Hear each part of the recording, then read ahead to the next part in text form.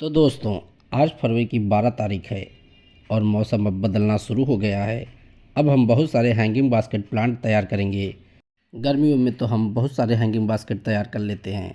तो आज हम जानेंगे 12 ऐसे हैंगिंग बास्केट प्लांट जिन्हें हम कटिंग से या डिवाइड करके आसानी से तैयार कर सकते हैं। वैसे ये हैंगिंग बास्केट प्लांट तो हर गार्डनर के पास होने चाहिए। तो अगर आपने अभी अभी गार्डनिंग शुरू की है तो आप गर्मियों के लिए ये 12 बेस्ट हैंगिंग बास्केट प्लांट तैयार कर लें। तो आज की लिस्ट का पहला बहुत ही खूबसूरत हैंगिंग बास्केट प्लांट या बेबी सनरोज का है। बेबी सनरोज गर्मियों का एक बहुत ही अच्छा प्लांट है या एक सकुलेंट प्लांट है जिसकी ब्रांच आप देखिए नीचे की तरफ लटकती रहती है। बहुत ही खूबसूरत इस प्लांट को सनलाइट और ड्राई वेदर बहुत पसंद है। जहाँ गर्मी ज़्यादा रहती है वहाँ यह प्लांट अच्छे से सर्वाइव करता है। अब इसका समय शुरू हो रहा है, पूरे साल यह आपके पास परमानेंट बना रहेगा।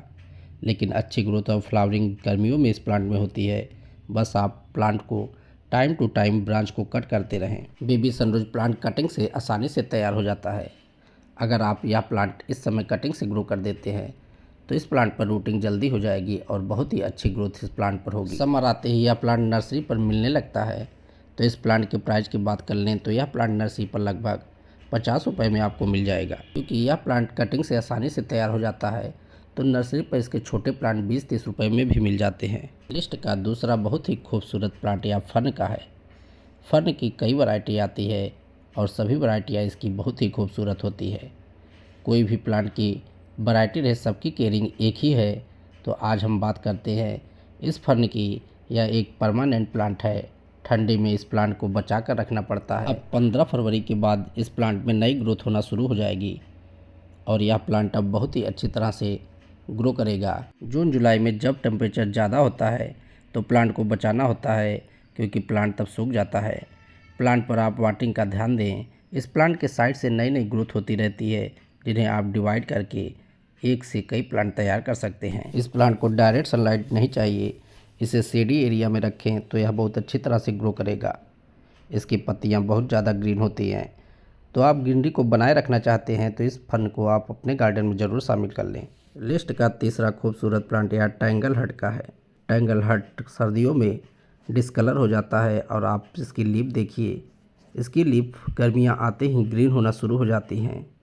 तो इस समय आप इस प्लांट को कटिंग से तैयार कर सकते हैं या फिर इस तरह से अगर आपका प्लांट हो गया हो तो आप ब्रांच को कट कर दें और सॉइल में फर्टिलाइज़र दे दें। बहुत ही खूबसूरत यह प्लांट बहुत ही ग्रीन ग्रीन लीफ निकालता है और इसकी ब्रांच नीचे की तरफ लटकती हुई बहुत ही खूबसूरत दिखती है। प्लांट पर बहुत अधिक वाटरिंग ना दें और साथ ही साथ प्लांट को ऐसी जगह रखें जहां पर इसे डायरेक्ट सनलाइट ना मिले। तो बहुत ही खूबसूरत यह प्लांट इस तरह से ग्रीन होना शुरू हो गया है। जल्द ही पूरा प्लांट इसी तरह से हार्ट शेप की पत्तियों से भर जाएगा। लिस्ट का चौथा खूबसूरत प्लांट यह एनजॉय पोथास का है। एनजॉय पोथास बहुत ही खूबसूरत पत्तियों वाला प्लांट है। आप देखिए इसकी पत्तियाँ 2 कलर में बहुत ही खूबसूरत दिखती हैं। यह प्लांट मनी प्लांट की तरह ही कटिंग से आसानी से ग्रो हो जाता है। एनजॉय पोथास में एरियल रूट पाई जाती है। इन्हीं एरियल रूट से यह प्लांट कटिंग से आसानी से ग्रो हो जाता है। इस प्लांट को आप सॉयल और वाटर में दोनों तरह से ग्रो कर सकते हैं। एनजॉय पोथास को आप डायरेक्ट सनलाइट में ना रखें, नहीं तो इसकी पत्तियाँ जलने लगती हैं। प्लांट पर ओवर वाटरिंग ना करें। अब अगस्त के बाद यह प्लांट अपनी नई ग्रोथ करना बहुत तेज़ी से शुरू कर देगा। अभी तक इसका डोरमेंसी पीरियड चल रहा था। तो अगर यह प्लांट आपके पास पहले से था तो आप उसकी लॉन्ग ब्रांच को कट कर दें और प्लांट की सॉइल में फर्टिलाइज़र दे दें, जिससे आने वाले गर्मियों में अब यह आपके गार्डन को खूबसूरत बना कर रखे। पांचवा खूबसूरत प्लांट यह टर्टल वाइन का है। टर्टल वाइन एक हार्डी प्लांट है और आप अगर नए गार्डनर हैं तो यह प्लांट आपके लिए एक बेस्ट ऑप्शन है। यह खूबसूरत प्लांट इस समय विंटर में सूख रहा था। अब मैं इसकी ब्रांच को कट करूंगा और इसकी कटिंग ब्रांच से मैं नए प्लांट ग्रो करूंगा। टर्टल वाइन की कटिंग बहुत आसानी से लग जाती है। टर्टल वाइन को आप डायरेक्ट सनलाइट में ना रखें, इनडायरेक्ट ब्राइट लाइट में रखें और प्लांट पर वाटरिंग बहुत ही कम दें क्योंकि प्लांट ओवर वाटरिंग से ख़राब होने लगता है। इस प्लांट की कटिंग तो लगाना बहुत ही आसान है। टर्टल वाइन की छोटी छोटी पत्तियाँ बहुत ही ग्रीन होती हैं और इसकी ब्रांच नीचे की तरफ लटकती रहती है। बहुत ही खूबसूरत इस प्लांट में छोटे छोटे एरियल रूट भी रहते हैं। तो इसको आप कट करके ब्रांच को बस सॉइल में रख देंगे तो इसकी कटिंग बहुत ही आसानी से चल जाती है। लिस्ट का छठा खूबसूरत हैंगिंग बास्केट प्लांट या जेट प्लांट का है। जेट प्लांट एक सक्युलेंट वैरायटी का बहुत ही खूबसूरत पौधा होता है। इस प्लांट को कटिंग से ग्रो करना बहुत ही आसान है। जेट प्लांट की ग्रोथ अभी तक विंटर में रुक गई थी, लेकिन अब समर आते ही इसकी ग्रोथ बहुत ही अच्छी तरह से होना शुरू हो जाएगी। जेट प्लांट को आउटडोर या इंडोर दोनों तरह से ग्रो कर सकते हैं।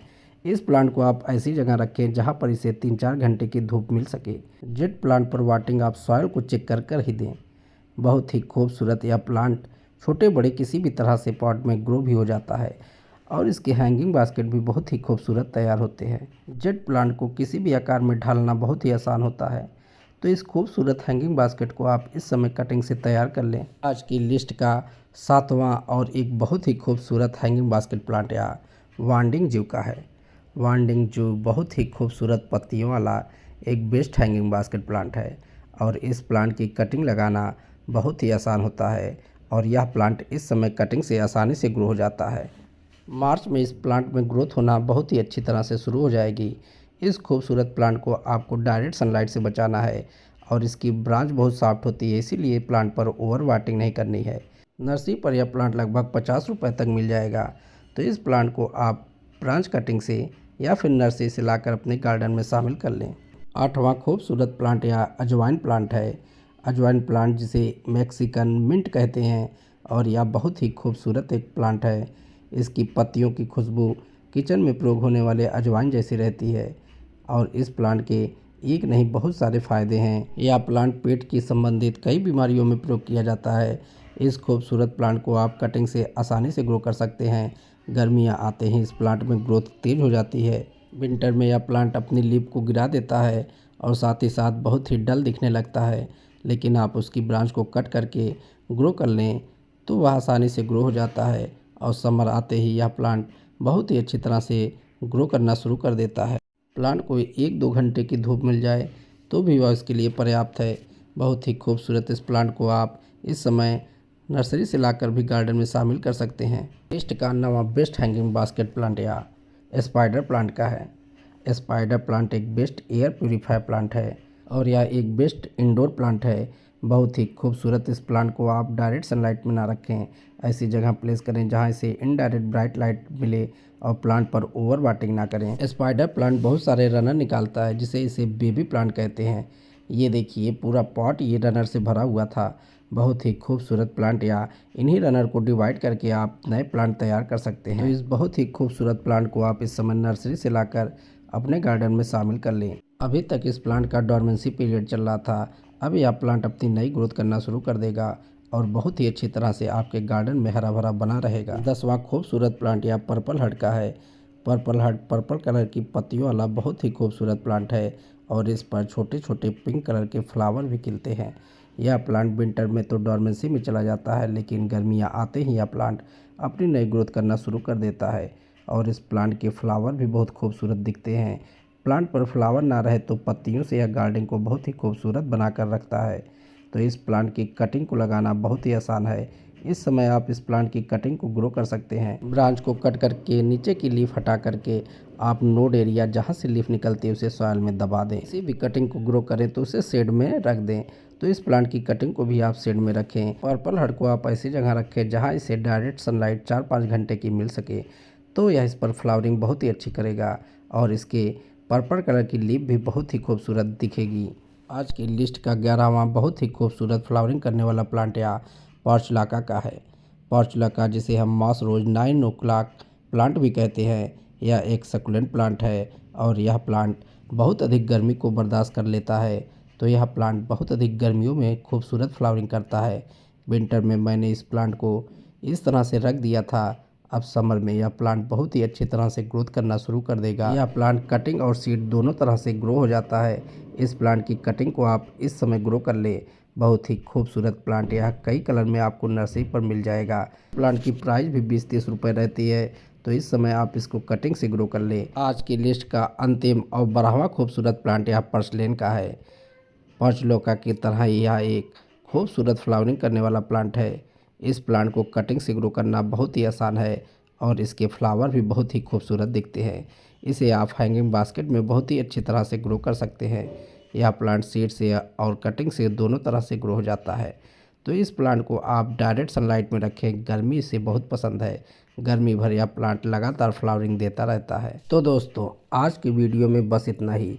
उम्मीद है आज का वीडियो आपको अच्छा लगा होगा। अगर वीडियो अच्छा लगा हो तो लाइक और शेयर कर दें। अगर आप चैनल पर नए हैं तो सब्सक्राइब करें।